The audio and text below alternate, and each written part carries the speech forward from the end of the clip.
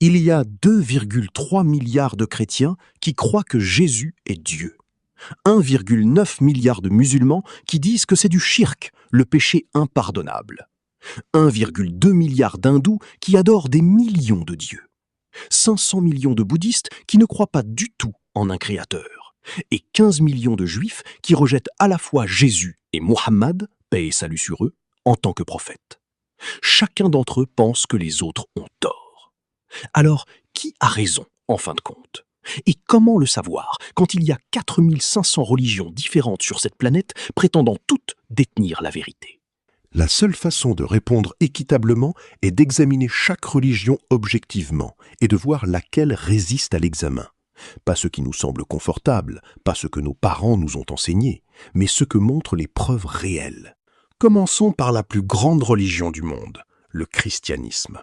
2 milliards de personnes croient que Dieu est devenu un homme, que Jésus est littéralement le Fils de Dieu et que Dieu existe en 3 personnes appelées la Trinité.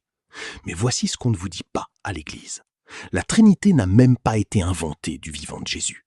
Le concile de Nicée en 325 de notre ère a commencé à créer ce concept et il a fallu attendre l'an 451 au concile de Chalcédoine pour le finaliser. Cela représente plus de 300 ans de disputes théologiques et de réunions politiques pour aboutir à la croyance la plus importante du christianisme. Est-ce que cela ressemble à une révélation divine ou à une construction humaine? Et c'est encore pire. La fin de l'évangile de Marc, la partie où Jésus apparaît après la résurrection, n'existe pas dans les manuscrits les plus anciens. Les spécialistes de la Bible l'admettent. L'histoire de la femme prise en adultère dans Jean chapitre 8 a été ajoutée des siècles plus tard. Même le verset sur la Trinité dans 1 Jean 5, 7 a été inséré par des scribes médiévaux. La Bible protestante compte 66 livres. Les catholiques en ont 73. Les orthodoxes éthiopiens en ont 81.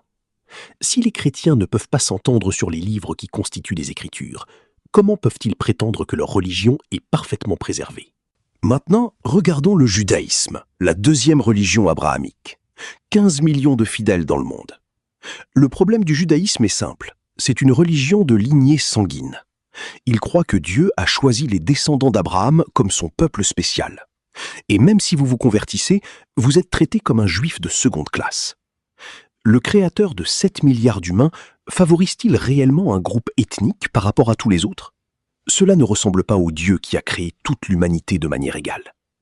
Le judaïsme rejette également Jésus et Mohammed, paix sur eux, en tant que prophètes, ce qui crée un énorme problème logique. Car si Dieu a envoyé des prophètes pour guider